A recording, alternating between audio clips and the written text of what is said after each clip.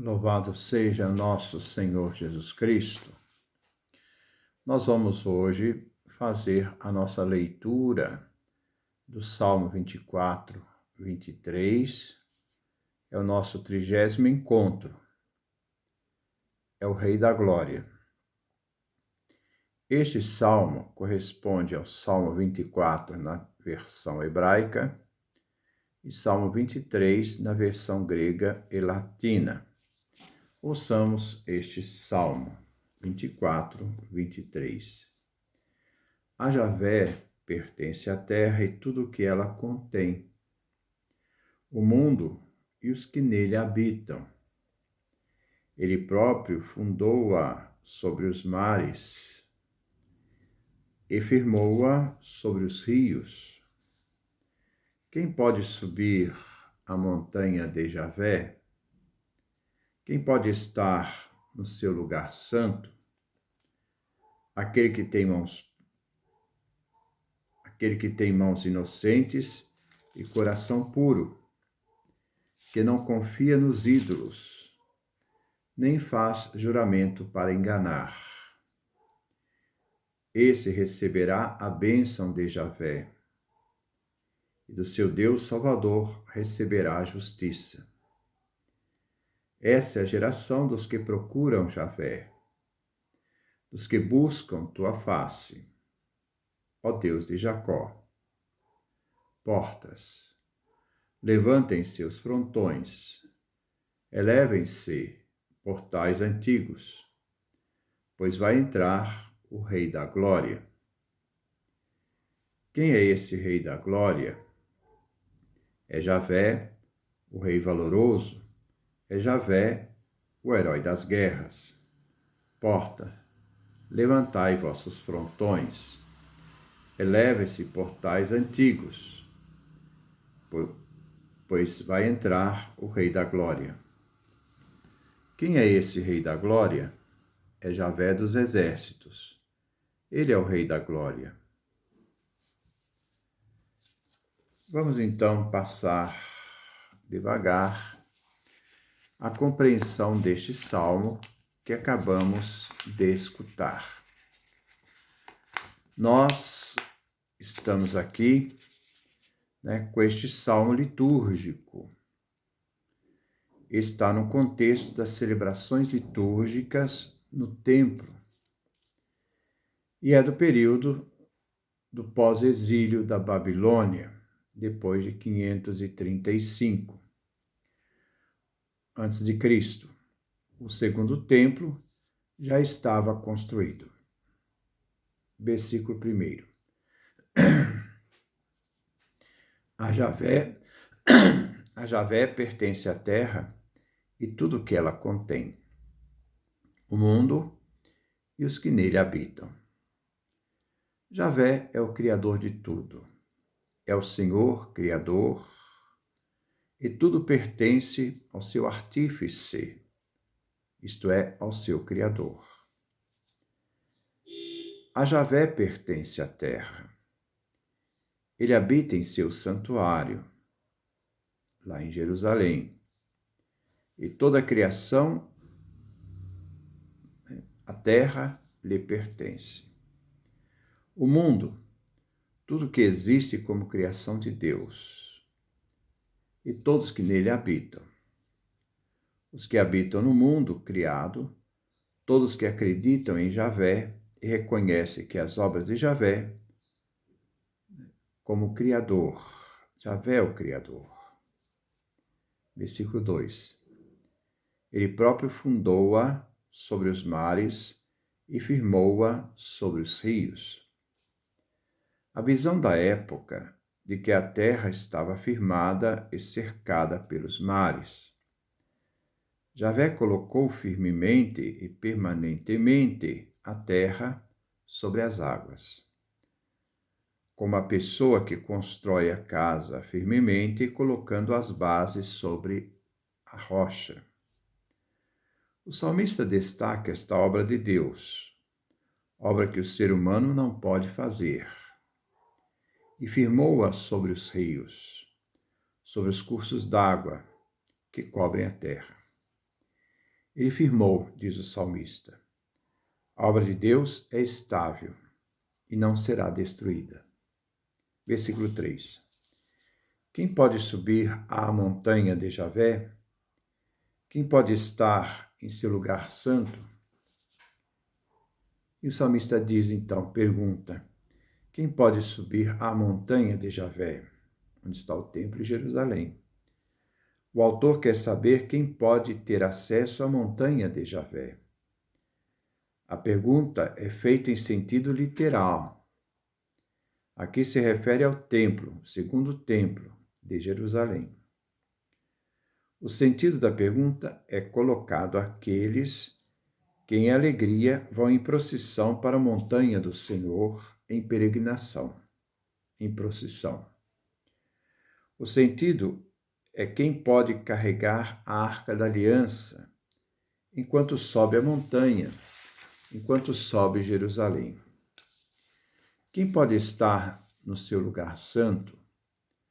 Quem é permitido de estar na montanha e subir a montanha para chegar ao templo, a Jerusalém, seu lugar santo?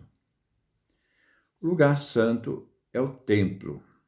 O templo é santo. No lugar em que Deus habita e que Javé escolheu. Versículo 4. Aquele que tem mãos inocentes e coração puro, que não confia nos ídolos, nem faz juramento para enganar. Aquele que vive a aliança, diz o salmista, vive uma vida ética e coerente, que vive a aliança da exclusividade de Javé sobre o seu povo e vive a relação de justiça para com o próximo. Quem pode subir? Responde o salmista depois. Primeiro, as pessoas que têm mãos inocentes, isto é, não roubam, e outras ações más. Aqueles que se pautam pela vida ética e de justos, sendo praticante da justiça. Segundo, de coração puro, que não tem pensamentos maus.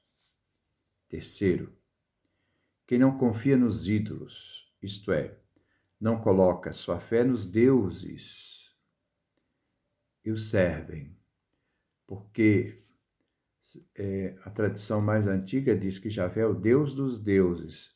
Naquele momento se acreditava na existência dos outros deuses, mas Javé era superior. A tradição depois do exílio da Babilônia, não. Javé é o único, os outros deuses, outras divindades não existem.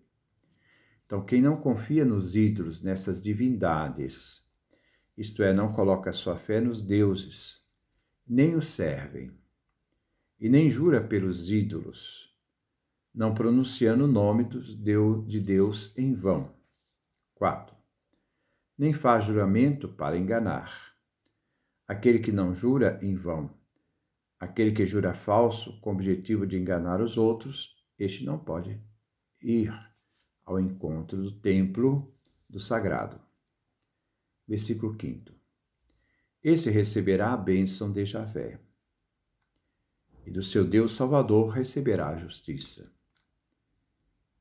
Esse receberá a bênção de Javé, diz o salmista. Os que vivem de forma ética, mantendo fiel a observância da aliança, esses receberão a bênção de Javé. Receberá a justiça. Justiça aqui significa mérito, sucesso e salvação. Do seu Deus Salvador, de Deus que é salvação, daquele que pode libertar. Versículo 6. Esta é a geração dos que procuram a Javé, dos que buscam tua face, ó Deus de Jacó. Essa é a geração daqueles que têm mãos inocentes e coração puro, e que são qualificados para ir ao Monte Santo e subi-lo. Dos que procuram a Javé, aqueles que sempre servem a Javé e se voltam para ele, e pode-se dizer também, aqueles que agora se voltam a Javé. Versículo 7. Portas, levantem seus frontões, elevem-se portais antigos, pois vai entrar o Rei da Glória. Com a reconstrução do Templo de Jerusalém, Deus retorna ao lugar sagrado, como vimos em Ezequiel. No início do livro de Ezequiel, Deus deixa o templo, lugar sagrado. E agora, na reconstrução, Deus volta ao seu templo. Para isso, eu gostaria só de fazer a leitura do livro de Ezequiel, do capítulo 43, do versículo de 1 a 5. Diz o profeta Ezequiel: Então o homem levou-me para o pórtico oriental. Eu vi a glória de Deus de Israel. Ele vinha do Oriente. Fazia um barulho de águas torrenciais e a terra refletia sua glória. A visão que tive era como uma visão que eu tinha contemplado. Quando vim para a destruição da cidade, e também como a visão que eu tivera às margens do rio Cobar, fazendo a referência ao início do livro de Ezequiel, onde Deus abandona o templo. A glória de Javé entrou no templo, agora no retorno do exílio da Babilônia, pelo pórtico oriental. O pórtico oriental é o pórtico que nasce o sol. Então o Espírito me arrebatou e levou para o pátio interno. A glória de Javé enchia o templo. Quer dizer, Deus voltou a habitar o seu templo que ele havia abandonado depois da destruição do templo, porque o povo havia rompido com a aliança, adorado outros deuses, outras divindades, servido a outros deuses. E Nabucodonosor, ao destruir o templo, Deus então abandona e agora retorna. O versículo inicia como uma proclamação: Portas, levantem vossos frontões. Que se levante as partes que adornam a entrada das portas, a fim de que aquele que é Javé possa entrar. Isso quer fazer uma referência desta altura divina, onde os frontões, a parte de cima das portas, devem ser elevadas para que Deus possa entrar. Elevem-se portais antigos, portais que existem desde o início dos tempos e continuará existindo. Não se trata da entrada do povo, mas da entrada do Rei da Glória, que habita a arca. Pois vai entrar o Rei da Glória. Segundo o pensamento hebraico, o templo foi criado antes do mundo. O Rei, venerado acima de tudo e de todos. O Deus que mora neste templo com toda a sua glória. Versículo 8. Quem é esse Rei da Glória? É Javé, o herói valoroso. É Javé, o herói das guerras. Só quem sabe quem é o Rei da Glória pode entrar no templo. É Javé, o herói, que é forte e poderoso. O herói das guerras, o poderoso guerreiro que luta contra os inimigos de Israel e de Javé. Versículo 9. Portas, levantem seus frontões, elevem-se portas antigas, pois vai entrar o Rei da Glória. Os portões permaneciam fechados. Quando a procissão se aproximava dos portões, cantavam: O Rei forte e todo-poderoso. O verso vem repetido para que os portões se abram para a entrada da arca e do poder de Javé. Elevem-se portais antigos, pois vai entrar o Rei da Glória. Javé se prepara para entrar no templo. Quem é esse Rei da Glória? É Javé dos exércitos. Ele é o Rei da Glória. Novamente, em refrão, na entrada do templo. Os portais são convidados a abrir. O Deus vai entrar no seu templo.